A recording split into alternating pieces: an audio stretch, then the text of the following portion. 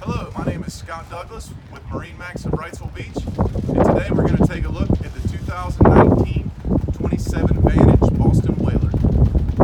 She's equipped with white twin 300 Mercuries.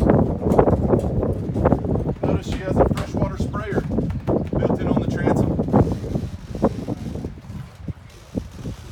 The large bench seat aft is a great seating area. Out of your way, folds up nicely into the transom, give you a large cockpit space.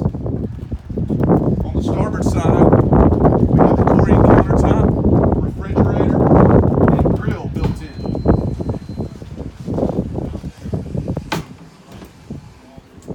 To the port side, we have a great seat option here, which Boston Whaler won an Innovation Award for, which lays down and gives you a lounge. Also folds up this way so you can lounge facing forward. Good storage underneath. This boat is equipped with the cockpit tables, so you have one for the back and one for the bow. Head compartment on the port side has the synthetic teak steps down, vacuum flush head, and pump out. At the helm area, you'll notice we have the joystick control, which includes skyhook, nice Raymarine screen, large screen, Fusion Bluetooth stereo, Raymarine VHF, and the vessel view.